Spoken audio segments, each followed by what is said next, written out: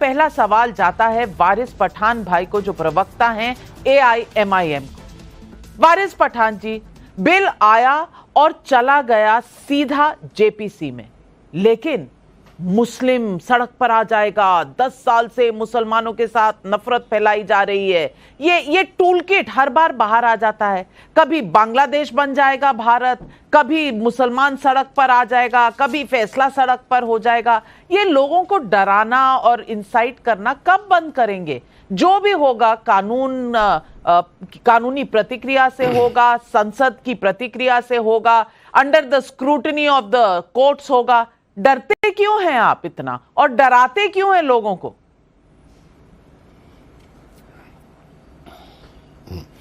देखिए नबिका जी, ये जो बिल इंट्रोड्यूस किया है लोगों ने, वक्फ अमेंडमेंट बिल, ये पर से इलीगल है, असंवैधानिक है, ये वायलेशन करता है आर्टिकल 14, 15, आर्टिकल 26 का। इसका हम पुरजोर रीत से विरोध करते हैं, क्योंकि ये religion, right to practise religion के खिलाफ है, ये डिस्क्रिमिनेटरी है। हर इंसान को अपने हिसाब से अपना रिलीजन प्रैक्टिस करने का अधिकार है। अब बात नंबर 2, जब वक्फ एक्ट 1995 ऑलरेडी टू एग्जिस्टेंस में है, इसके अंदर एक संशोधन ऑलरेडी हो चुका है 2013 में। अब क्या जरूरत थी? लेकिन हमने पहले भी कहा था, आज भी बोल रहा हूं नबिका जी, कि बीजेपी और आरएसएस की जो मंशा है, जो मुसलमानों के खिलाफ नफरत है, वो ये बिल दर्शाता है। उसका सीधा जागता हुआ सबूत है ये कि किस तरह से इनको हमारी अब जमीनें भी हथियानी है, हमारी जमीनों पे इनकी नजर है, और वक्फ जो हमारे मजलूमों का, यतीमों का, बेवाओं का अधिकार है, उससे उसको महरूम करना है। वक्फ के पावर इनको ले लेना है, वक्फ बोर्ड के, वक्फ ट्रिब्यूनल के पावर्स इनको छीन लेने। अब बात नंबर 2, डिस्क्रिमिनेटरी भी कैसा हो सकता है, मैं आपको बताता हूं।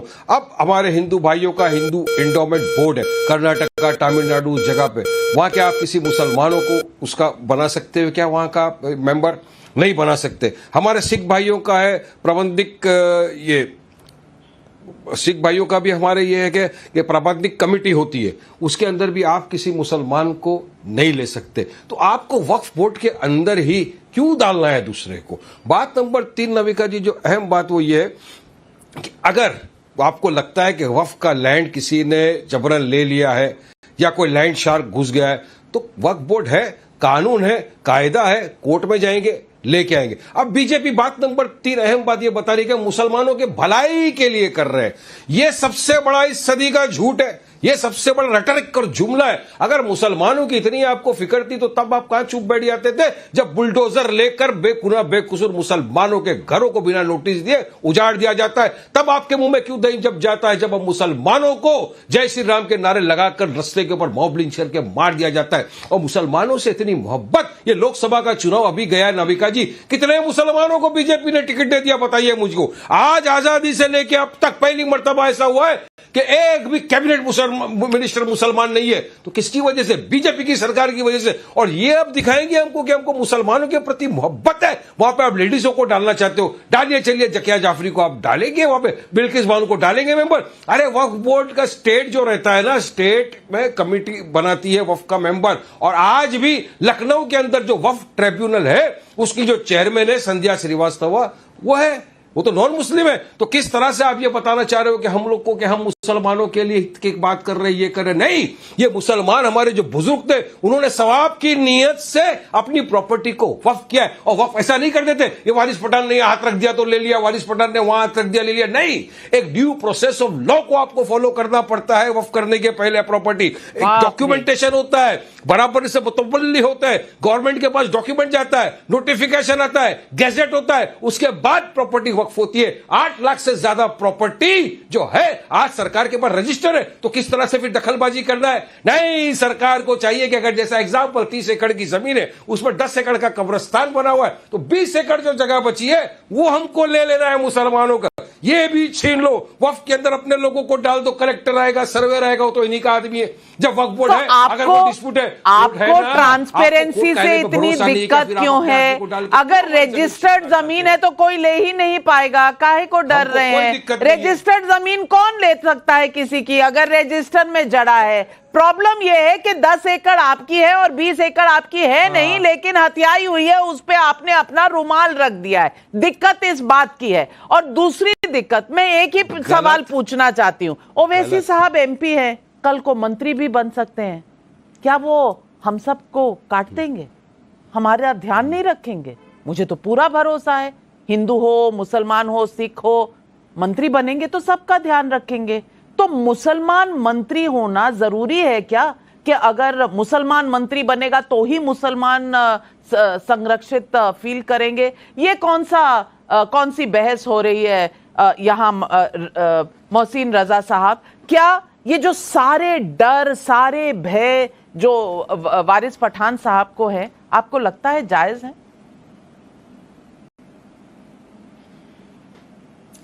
देखिए, इसी बात से साफ हो जाता है कि कांग्रेस की मंशा 95 के एक्ट में 2013 में जो अमेंडमेंट किया था उससे साफ हो गई। अभी देखिए, आप वारिस पठान साहब ने कहा कि ये वक्फ संपत्तियां जो हैं वो गरीब भाई बहनों की हैं, गरीबों के लिए है, यतीमों के लिए हैं, लेकिन उन यतीमों गरीबों का कभी उत्थान नहीं किया गया। ये इस पर जो अमेंडमेंट लाया गया था वो इसलिए लाया गया था कि वो जो गरीब है उनकी प्रॉपर्टियां उनके नाम पर हमें कब्जा करनी है, छीन लेनी है, और जो कहना चाहिए अकूत उनको दे दी गई शक्तियां, जो हमारे बोर्ड को शक्तियां दी गई थी, वो इसलिए दी गई थी कि आप औरों की संपत्ति भी अपने यहां इंदराज करिए। वो तो कहिए पार्लियामेंट बच गया, नहीं पार्लियामेंट के भी वो कह सकते थे कि पार्लियामेंट भी तो हमारा ही वक्फ का है। तो इसलिए आपने जो बात कही कि रुमाल रख दो, ये संपत्ति हमारी हो गई, वक्फ में रजिस्टर कर दो। अब अभी वारिस पठान साहब ने कहा 40 लाख संपत्तियां थी, 4 लाख, अब 8 लाख संपत्तियां वक्फ की हो गई। तो इतने कम समय में 8 लाख संपत्तियां कैसे हो गई? मुसलमान तो हमारे उतने ही हैं जो उस दिन थे जब सच्चर कमेटी ने रिपोर्ट दी थी, और 12,000 करोड़ रुपए का उन्हें मुनाफा होना चाहिए था इन वक्फ की संपत्तियों से सन 75, 76, 77, 78 में। तब तो आपने कभी ध्यान दिया नहीं, और लाखों करोड़ रुपए आप लोग दबाकर बैठ गए। अगर आज इंसाफ देने के लिए आप ही की सच्चर कमेटी की रिपोर्ट, और जो उस समय के जेपीसी की रिपोर्ट है, उसको हमारे अल्पसंख्यक कल्याण मंत्री महोदय ने प्रस्तुत कर दिया सदन के अंदर, और आदरणीय मोदी जी ने यहां पर एक अमेंडमेंट लाकर रख दिया कि चलो इसको एग्जीक्यूट करो, इनकी शक्तियों पर अंकुश लगाया जाए, लोगों को न्याय दिया जाए, जो मुकदमे चल रहे हैं लाखों की तादाद में पूरे देश में, उनको न्याय मिल सके, गरीब मुसलमानों का उत्थान हो सके, इन प्रॉपर्टियों का वेलफेयर हो सके, इनको डेवलप किया जाए। इनको लग रहा है सब नहीं, ट्रांसपेरेंसी से इनका कोई मतलब नहीं है, इनको बस लोगों को उकसाना है, यही एजेंडा है। और विष्णु जैन साहब वारिस पठान ने कई sections of the constitution of India का उल्लंघन बताया है। अब कॉन्स्टिट्यूशनल इशू है तो मैं एडवोकेट विष्णु जैन साहब के पास जाना चाहती हूं। और विष्णु जैन जी, मोहसिन साहब आपके पास आऊंगी, लेकिन विष्णु जैन जी, कॉन्स्टिट्यूशनली क्या गलत है जो संशोधन सरकार लेकर आई? देखिए नाविका जी, मेरे पास वक्फ एक्ट 1995 है, इसका मैंने काफी डिटेल्ड अध्ययन किया है। साथ ही साथ जो अमेंडमेंट बिल आया उसका भी काफी डिटेल्ड अध्ययन किया है। अब देखिए, अभी यहाँ पे वारिस भाई ने कहा कि काफी बातें उन्होंने कही, मैं उनसे ये पूछना चाहता हूँ बहुत ही संजीदगी से, अगर ये आज डेफिनेशन में अमेंडमेंट किया जा रहा है कि वक्फ आप उसी को वक्फ कर सकते हैं जो आपकी खुद की ओनरशिप में है, किसी और की संपत्ति को वक्फ घोषित नहीं कर सकते हैं, इसमें क्या दिक्कत है? अगर आज ये अमेंडमेंट किया जा रहा है कि सरकारी संपत्ति को वक्फ संपत्ति नहीं घोषित किया जा सकता है, तो इसमें क्या दिक्कत है? अगर आज ये अमेंडमेंट किया जा रहा है कि पहले के एक्ट में जो वक्फ संपत्ति घोषित हुई है 6 महीने के अंदर उसका ब्यौरा दें, उसकी बाउंड्रीज दें, उसके मुतवल्ली बताएं, तो इसमें क्या दिक्कत है? अगर आज ये अमेंडमेंट किया जा रहा है कि कलेक्टर उसका सर्वे करेंगे, सर्वे कमिश्नर नहीं करेंगे, किसी को पता ही नहीं सर्वे कमिश्नर की क्या क्वालिफिकेशन है नाविका जी, सर्वे कमिश्नर कौन होगा पता ही नहीं, स्टेट गवर्नमेंट जिसको नियुक्त कर दे वो सर्वे कमिश्नर है, उसको एनॉमली को हटा के अगर कलेक्टर को लाया जा रहा है तो उसमें क्या दिक्कत है? अगर नाविका जी ये लाया जा रहा है अमेंडमेंट कि सेक्शन 40 में जो असीमित अधिकार दिए हुए थे कि आप किसी भी संपत्ति को वक्फ संपत्ति घोषित कर सकते हैं, जो इस्लामिक लॉ के भी खिलाफ है, अगर उसको डिलीट किया जा रहा है तो क्या दिक्कत है? अगर आज इस देश के कॉन्स्टिट्यूशन के हिसाब से ये लाया जा रहा है कि जो 3 जजेस होंगे वक्फ ट्राइब्यूनल में, उसमें एक जज के लिए क्राइटेरिया था कि इस्लामिक लॉ का जानकार होगा, उसको हटाया जा रहा है, सिर्फ 2 जज रखे जा रहे हैं, तो उसमें क्या दिक्कत है? अगर राइट टू अपील दिया जा रहा है हाईकोर्ट में कि हाईकोर्ट जाइए वक्फ ट्राइब्यूनल के खिलाफ और वहां पर निर्णय, वहां पर उस फैसले को चुनौती दी दीजिए तो उसमें क्या दिक्कत है? अगर जो सर्वे हो रहा है उसकी पब्लिक नोटिस दी जा रही है, लोगों को बताया जा रहा है कि भाई सर्वे हो रहा है, अगर आपकी जमीन जा रही है तो आपको इन्फॉर्म करना, आपको कोई ऑब्जेक्शन हो तो कलेक्टर के सामने रखिए, इसमें क्या दिक्कत है? ये बेसिक सेफगार्ड्स रखे हैं वक्फ अमेंडमेंट बिल 2024 में। इसमें मुझे लगता है वारिस भाई को डेफिनेशन पढ़नी चाहिए। वक्फ बाय यूजर, नाविका जी, अभी बेंगलोर का ईदगाह मैदान का केस और राम मंदिर का केस, जब कोई डॉक्यूमेंट नहीं मिला कि वक्फ कब है तो बोल दिया वक्फ बाय यूजर। उस वक्फ बाय यूजर की डेफिनेशन को जो ड्रैकोनियन है उसको डिलीट करने का काम इस अमेंडमेंट ने किया है। इसमें क्या दिक्कत है? आप ही कह रहे हैं ना नाविका जी। मैं इनसे पूछना चाहता हूं, जो बहुत ही सेटल्ड बुक्स हैं इस पे वक्फ के ऊपर, वो दो किताबें, एक तो बेली का मोहम्मदन लॉ और एक मुल्ला का मोहम्मदन लॉ, दोनों किताबों में पैराग्राफ 176 में लिखा हुआ है कि आप उसी को वक्फ कर सकते हैं जो आपकी खुद की सेल्फ एक्वायर्ड संपत्ति हो। किसी भी संपत्ति को आप वक्फ संपत्ति डिक्लेयर नहीं कर सकते, अपनी खुद की ओनरशिप को कर सकते। तो वही डेफिनेशन तो लाई गई है इसमें। जो वारिस पठान जवाब दीजिए, वारिस पठान जवाब दीजिए, क्योंकि आपके तमाम ऑब्जेक्शंस का जवाब विष्णु जैन दे रहे हैं। विष्णु जैन ने जितनी भी बात की, सब के सब 70% बात तो सूरज झूठ के सिवा उन्होंने कुछ नहीं बोला, गलत भ्रम फैलाने के सिवा उन्होंने कुछ नहीं किया। जब उनको पता है ना इतनी बड़ी बात, कौन सी बात झूठ बोली है? चलिए गिनाइए, कौन से पॉइंट बाय पॉइंट बताइए क्या झूठ बोला है। सब चीज तो बात नंबर 1। अच्छा, सुनिए। सबसे पहले तो उन्होंने ये कहा कि कोई भी किसी की प्रॉपर्टी को उठा के वक्फ नहीं कर सकता। कौन कर रहा है वक्फ किसकी दूसरे की प्रॉपर्टी को? मैं आपको यही बता रहा हूं, पहले due process of law follow करना पड़ता है। सेक्शन 40 तमिलनाडु में आपको बताया कि नहीं, 18 गांव ले लिए, 1500 साल पुराना मंदिर ले लिया। तमिलनाडु का केस आपके सामने है। डरने की बात नहीं। बाबरी मस्जिद की जगह पे वक्फ की प्रॉपर्टी थी, क्या बात करते हो? काशी मथुरा की तो जगह वक्फ की जगह पर बनी हुई, आपको क्या पता है? यही तो अभी आप बोल रहे थे, मैं कहीं खामोश बैठा था। अरे मैंने क्या सच दिखा दिया आपके चेहरे से, झूठ का नकाब हटाया। आप तो एकदम तड़क हो गए यार। थोड़ा सुनो मेरी बात सुनो जरा ध्यान से बॉस। घबराने की बात नहीं है, हकीकत बात है, आर्ग्यूमेंट कर रहे हैं। आप आराम से सुनिए। कौन किसी की प्रॉपर्टी को वक्फ कर रहा है यहाँ पर? वक्फ की प्रॉपर्टी अगर मेरी है और मैं चाहता हूं कि मुझे सवाब कमाना है, मैं उस प्रॉपर्टी का पहले डॉक्यूमेंट पेश करूंगा। डॉक्यूमेंट आएगा, उसके बाद गवर्नमेंट उसका स्क्रूटिनी करेगी, उसके बाद नोटिफिकेशन निकालेगी, गैजेट होएगा, रजिस्टर होएगा। उसमें क्या इलीगल है, क्या गलत है? कि दूसरे की प्रॉपर्टी कोई देगा तो गवर्नमेंट रोकेगी कि नहीं? बात नंबर 2, आपने कहा ऐसा हो गया वैसा हो गया, तो गवर्नमेंट 10 साल से आपकी सत्ता में, क्या मदद कर दिया गवर्नमेंट ने वक्फ बोर्ड को? चलो इलीगल बोर्ड हटाने के लिए नहीं, चलिए आपने डॉक्यूमेंट की बात कही, डॉक्यूमेंट की बात कही तो मैं पूछना चाहती हूं डॉक्टर अजीज खान साहब, ये तस्वीरें टेलीविजन पर जो चल रही हैं, ये तिरुचिरापल्ली में एक 1500 साल पुराना मंदिर है और यहां पर ही पास एक किसान, पूरा गांव जो है वो वक्फ के अंडर आता है। वहां जो राजगोपालन रहते हैं, एक किसान हैं, वो जब अपनी जमीन बेचने गए तो पता चला ये जमीन वक्फ की है, वो बेच ही नहीं सकते, अपना जो लोन है वो चुका ही नहीं सकते। मंदिर भी वक्फ का, गांव में किसानों की जमीन भी वक्फ का, और एक गांव नहीं है, 18 गांव है।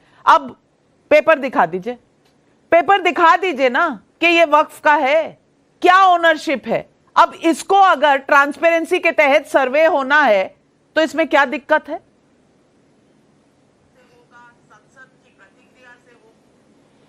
देखिए नाविका जी, मैं लगातार सुन रहा हूं अभी विष्णु शंकर जैन जी को, वो उन्होंने तमाम चीजों का जिक्र किया कि साहब ये ऐसा है। पहली बात तो ये है कि जो चीजों का इन्होंने जिक्र किया ये पहले से ही है, इसमें कोई नई चीज नहीं ला रहे हैं, एक बात। दूसरी बात मैं कह रहा हूं कि देखिए सरकार की नीयत पर सवाल है। सबसे पहला इंपॉर्टेंट मसला यह है कि सरकार की नीयत क्या है। ये जो अमेंडमेंट बिल लाया जा रहा है, इसमें सरकार की नीयत क्या है? सरकार की नीयत है, आप समझिए, बिल बहाना है और वक्फ की लैंड को हथियाना है अपने मित्रों के लिए। यह मकसद है। यह मकसद ये नहीं है कि कोई भले के लिए किया जा रहा है, या कोई मकसद ये नहीं है कि लोगों का फायदा हो। वक्फ बोर्ड की संपत्ति को बचाना मकसद नहीं है, या उसके भले के लिए कोई मकसद नहीं है। मकसद यह है कि जिस तरह रेलवे के लैंड को, नजूल की लैंड को, डिफेंस की लैंड को क्या किया गया, अपने मित्रों के नाम कर दिया गया, उसका इस्तेमाल किया गया। आज वही मकसद है। आज कहीं ना कहीं इस बिल के बहाने इसमें निजी स्वार्थों को साधने का प्रयास है। पहली बात तो यह जान ले आप। हम जानना चाहते हैं कि जो बिल लाया जा रहा है, इस बिल में कौन सा ऐसा बिल है, कौन सा ऐसा कॉलम है कि जिसमें वक्फ बोर्ड का फायदा होगा और आप उसकी संपत्ति को बचा रहे हैं। उसकी संपत्ति को लोग जब्त किए ले रहे हैं, आप उसको बचा रहे हैं। कौन सा इसमें कौन सा कोई एक अमेंडमेंट आप बताइए जो 44 किए गए हैं। दूसरी बात, आपने कहा कि साहब दूसरी की संपत्ति को दान नहीं। अरे भाई, दूसरी की संपत्ति को दान कौन देगा? आदमी अपनी संपत्ति को दान देता है, दूसरी की संपत्ति को दान कौन देगा? तमाम तरीके की चीजों को रखने के बाद मकसद सिर्फ साफ यह है कि इनकी नीयत में खोट है। ये इनकी नीयत में खोट है। ये नहीं चाहते हैं कि जिस तरह साफ सुथरे तरीके से वक्फ बोर्ड चल रहा था वो चले।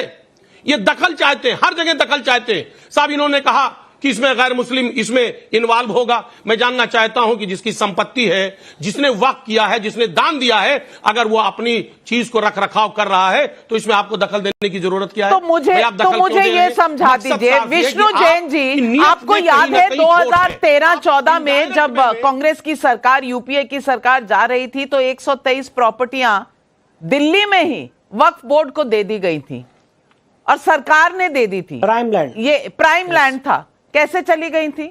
ये किसकी प्रॉपर्टी थी? वक्फ बोर्ड को क्यों दे दी गई थी? और ये कागजात किसके थे? किसी ने कभी देखा?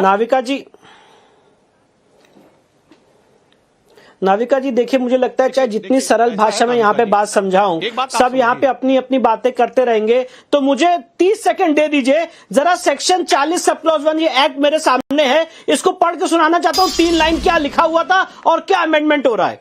The board may itself collect information, मतलब जो वह बोर्ड है खुद ही इंफॉर्मेशन कलेक्ट करेगा regarding any property which it has reason to believe, जो उसको लगता है to be work property, and if any question arises whether a particular property is work property or not, after making such inquiry it may deem fit decide the question. मतलब board खुद ही information collect करेगा कि वह property है कि नहीं और उसके बाद उस क्वेश्चन को डिसाइड कर देगा। ये मैं नहीं कह रहा हूं, विष्णु शंकर जैन को भूल जाइए, एक्ट में लिखा है सेक्शन 40 में।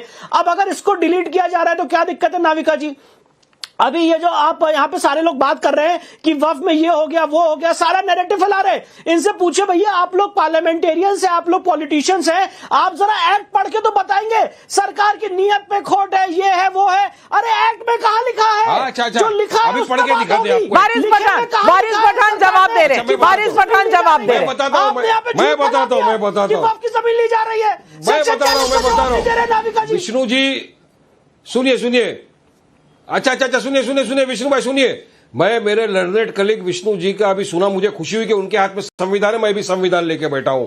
जरा विष्णु जी आर्टिकल 30 संविधान का पढ़ लीजिए। अभी आपने पढ़ के सुना, मैं भी थोड़ा ज्ञान देना चाहता हूं मेरे माध्यम लोगों को, टर्म्स के माध्यम से। वो राइट ऑफ माइनॉरिटीज, मैं आपको संविधान पढ़ के दिखा रहा हूं। पढ़ रहे हैं आप, संविधान पढ़ रहे हैं। वक्फ एक्ट के सेक्शन 40 पर जवाब दीजिए। नहीं, पहले सेक्शन 40 पर जवाब दीजिए। मैं अच्छा वक्फ एक्ट का सेक्शन 40 क्यों नहीं? क्यों? राइट ऑफ माइनॉरिटीज, अरे संविधान से चल रहा है सब कुछ। संविधान से संविधान के दायरे के अंदर वक्फ के वक्फ एक्ट भी तो आप तो वक्फ एक्ट मान रहे हैं ना। वक्फ एक्ट में लिखा है सेक्शन 40 में कि आप ही अपने जज होंगे, आप ही इन्वेस्टिगेटर, आप ही जज, आप ही डिसाइडर, सब कुछ आपका। बाकी दुनिया तेल लेने गई। अच्छा, मैं जरा 10 सेकंड में क्या जाएगा? 10 सेकंड नहीं, 10 सेकंड पहले आप सेक्शन 40 का जवाब दे दीजिए। मैं आपको 10 क्या 60 सेकंड दूंगी। पहले सेक्शन 40 का जवाब। मैं जवाब दे रहा हूं। सेक्शन 40 का जवाब आर्टिकल 30 है।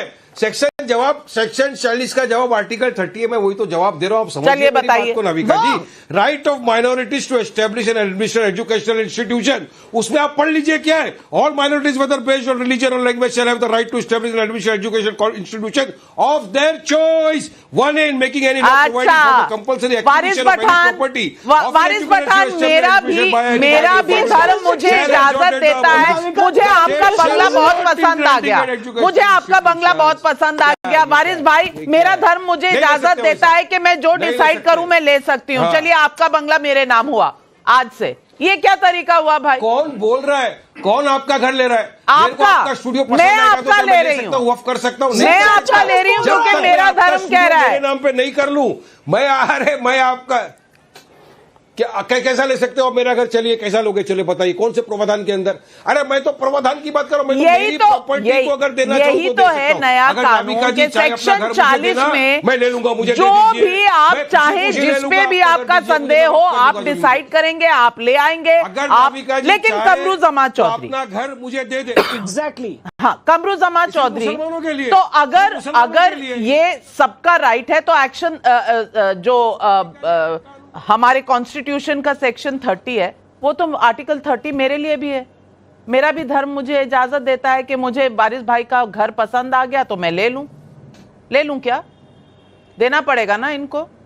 मेरा धर्म कह रहा है और ये हस्तक्षेप कर नहीं सकते मेरे धर्म में।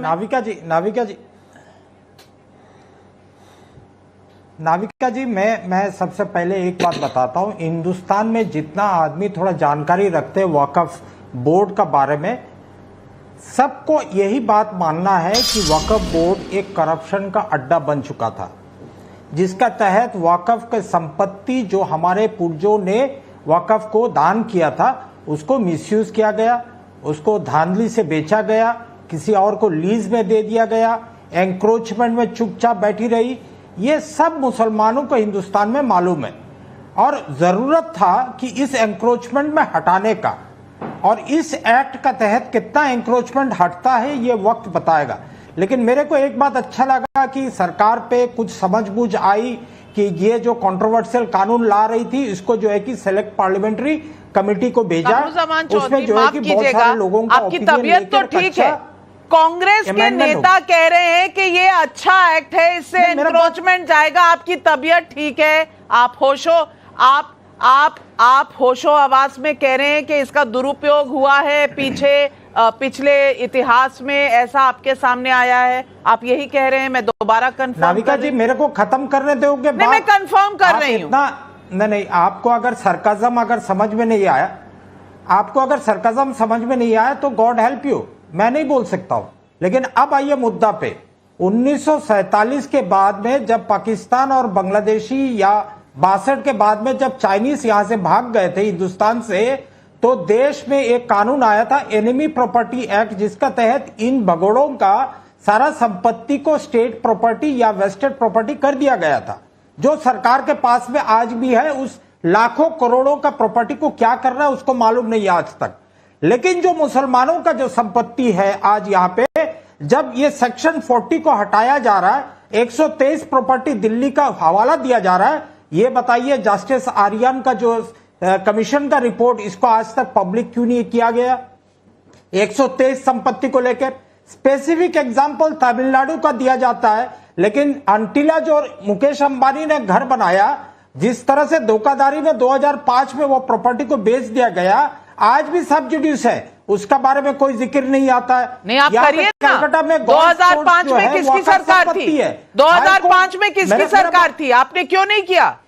आप 2005 से 2014 तक रहे, आपने कुछ क्यों नहीं किया? तो सुन तो लो। नहीं, कितना हाथ से बोल रहा हूं, बहुत सेंसिटिव टॉपिक है, थोड़ा सा धैर्य रखिए। मेरे को काउंटर करने के लिए आपका राइट है, मेरा बात को खत्म करने दीजिए प्लीज, मैं रिक्वेस्ट करता हूं। मेरे राइट मेरे शो पे मुझे ही समझाए जा रहे हैं। जिस तरह से नहीं, नाविका जी प्लीज देखिए, आज कोई भी हाईकोर्ट में प्रॉपर्टी रिलेटेड कोई मामला होता है तो हाईकोर्ट किसको अपॉइंट करता है? एक इंजीनियर कमिश्नर को अपॉइंट करता है, जाकर सर्वे कर ग्राउंड रिपोर्ट लेकर आइए। आज यहां पे वक्फ बोर्ड में कोई अगर प्रॉब्लम हो तो किसको अपॉइंट किया जा रहा है? एक पॉलिटिकली अपॉइंटेड कलेक्टर को, जो कि हमेशा उंगलियों पे नाचता है पॉलिटिशियंस का, उसको दिया जा रहा है कि भाई मेरा बाबा, मेरा दादू, आप ये कैसे कह सकते हैं? क्या आपकी सरकार कलेक्टर नहीं अपॉइंट करती थी? क्या इस देश में नौकरशाही चेंज होती रहेगी हर नई सरकार के साथ? आप क्या बात कर रहे हैं? आप इस देश का स्ट्रक्चर चेंज करना चाहते हैं? नहीं, मोहसिन रजा साहब, नौकरशाही पहले इनको रिपोर्ट करते थे तो वो पॉलिटिकल टूल नहीं थे, आज क्योंकि मोदी सरकार है तो वो पॉलिटिकल टूल हो गए। ये किस तरह का आर्ग्यूमेंट है? ये वही है जो इन्होंने 2013 में अमेंडमेंट किया था, ये वही चाहते हैं ये चाहते हैं कि जो हम चाहें और जो हमारा बोर्ड चाहे वो कर दे। वहां के कमिश्नर से हमारे पास उससे बड़ा अफसर वहां पर कौन है? एग्जीक्यूटिव पावर पे डिस्ट्रिक्ट मजिस्ट्रेट से बड़ा ऑफिसर कौन है इंडिया में? एक डीएम से बड़ा अधिकारी कौन होता है? ये सारे लोग ये चाहते हैं कि समाजवादी पार्टी का अध्यक्ष वहां पर देखेगा या कांग्रेस का जिला अध्यक्ष देखेगा या कोई और एमआईएम का जिला अध्यक्ष देखेगा। ये काम कौन करेगा? एक कलेक्टर ही तो करेगा, और कलेक्टर जो करेगा वह न्यायपूर्ण काम करेगा, कानून के दायरे में करेगा। लेकिन इन्हें वो नहीं चाहिए है, इन्हें खुद अपने हाथ में सब चाहिए है।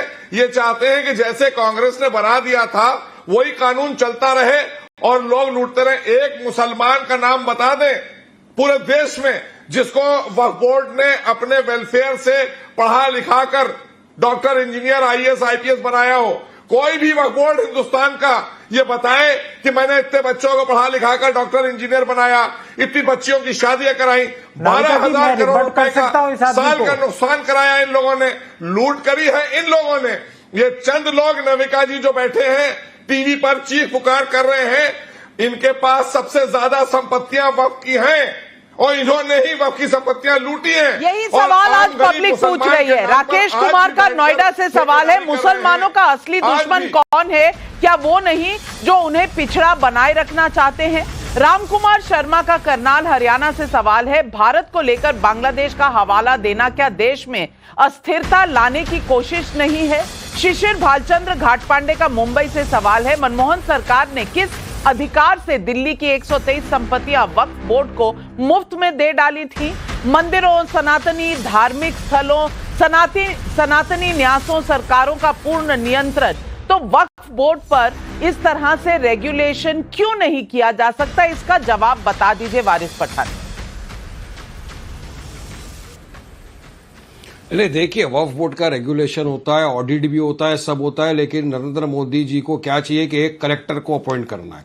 वो कलेक्टर जाएगा, वक्फ बोर्ड के जो पावर है, वक्फ ट्रिब्यूनल के पावर है, वो सारे पावर अपने पास ले लेगा और फिर वो बोलेगा कि नहीं, ये जो जमीन है ये वक्फ की नहीं है, ये इसकी है, उसकी। अभी जो भी रिपोर्ट है वो तो पॉलिटिकली मोटिवेटेड आदमी होगा।